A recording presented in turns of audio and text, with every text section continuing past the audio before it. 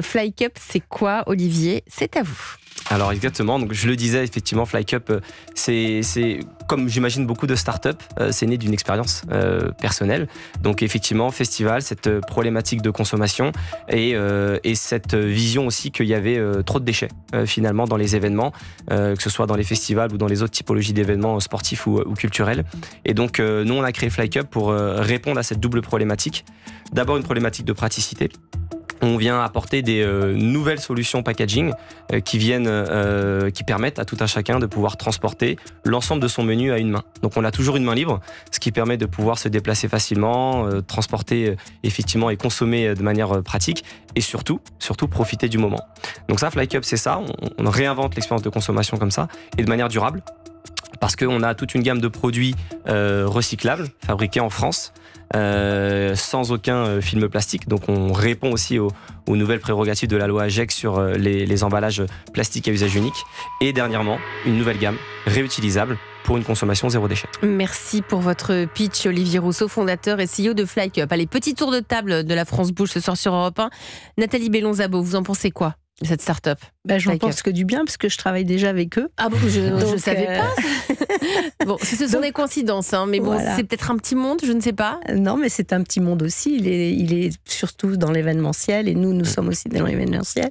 Donc on travaille à Marseille, sur le stade de l'OM. On travaille ensemble. On a travaillé pour la Coupe du Monde de rugby en début d'année, et puis là, il va travailler aussi avec nous sur les Jeux Olympiques, puisqu'on s'occupe de tous les fans des Jeux Olympiques, et du coup, il va nous aider effectivement avec ses produits à faire en sorte que les fans puissent manger, boire en même temps, et en même temps regarder les épreuves sportives. Donc ça signifie que vous allez livrer pour Paris 2024 tous les sites de compétition, donc notamment aussi les fan zones, j'imagine. Oui, sites de compétition et sites de célébration, comme on dit. Sites de célébration, effectivement. Ça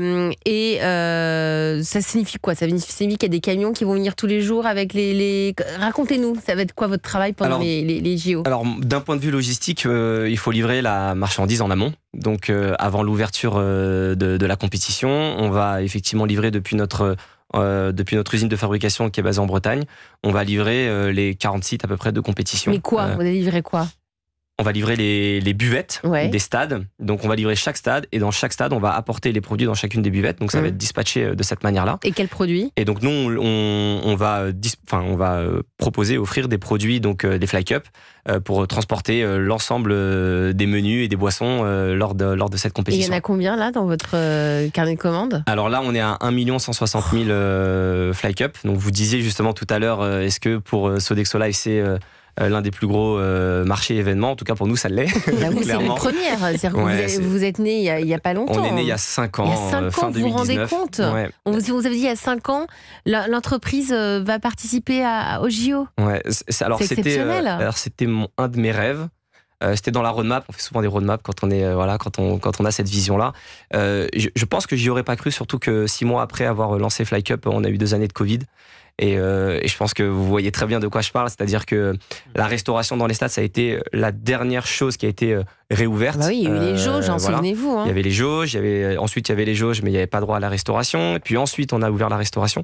Donc on a attendu, nous, fin 2021, vraiment tout début 2022, pour vraiment se lancer et commencer à démarrer à travailler avec l'ensemble des stades. Et comment vous intégrez ce petit milieu de Paris 2024 ? Alors, comment vous avez réussi à vous faire une place ? Je pense comme la plupart de tous les autres stades et sites de compétition qu'on a réussi à avoir avant même les Jeux. C'est-à-dire qu'on y va, on lâche rien, on rappelle, on relance, on envoie des mails. C'est bien, c'est ce qu'il faut.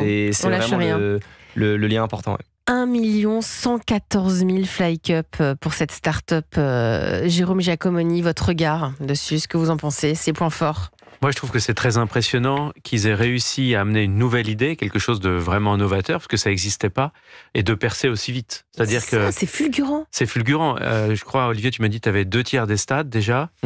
Donc, de foot de Ligue 1 en France. Ouais. Donc c'est quand même énorme. J'aimerais bien moi voir à quoi ça ressemble. Oui, alors faut aller sur le site. Je l'ai vu, c'est pour des auditeurs de okay. Alors pour vous décrire rapidement, ce sont des plateaux repas finalement que l'on a créés, qui permettent d'intégrer à la fois la boisson et la nourriture avec une prise en main particulière, ce qui fait que l'on peut attraper facilement ce plateau repas et donc de pouvoir le transporter vraiment de manière très pratique, d'avoir toujours une main libre et donc de vivre une expérience finalement extraordinaire, incroyable quand on est en train de se restaurer dans un lieu. Donc Jérôme, 4 ans d'expérience, ils ont très très bien compris le marché.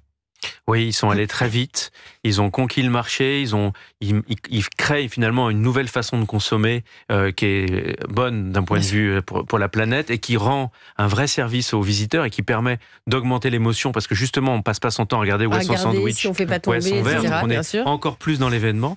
Donc un très grand bravo pour avoir réussi sur une idée finalement relativement simple. Et donc, c'est la preuve que toute personne qui a une bonne idée, qui a la hargne et qui veut y aller, il peut se déployer comme ça extrêmement vite. Et se retrouver au JO. 5 ans après, au JO de Paris 2024. On va en savoir plus. Vous avez aussi des besoins. C'est pas parce que vous êtes au JO que ça y est, c'est fini. Oui, au contraire. Non, c'est sûr. Vous avez des besoins. Aujourd'hui, votre plus gros challenge, c'est qu'il va falloir... vous devez trouver des marchés avec des volumes plus importants.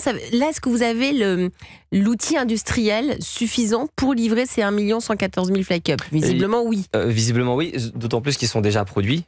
Ça y est. Donc maintenant, on est en train de conditionner tout ça et d'assurer la logistique justement partout en France. Mais la suite, c'est quoi? Alors la suite pour l'aventure Fly Cup, c'est de se déployer. Effectivement, on a encore d'autres stades à conquérir. On parlait des événements sportifs, mais aussi des événements musicaux. On a démarré cette année avec tout un tas de festivals. Des salles de spectacle aussi dans lesquelles nous sommes présents, les différentes arénas. Et puis, il y a deux grosses activités à venir. Je vous parlais du lancement de notre gamme réutilisable.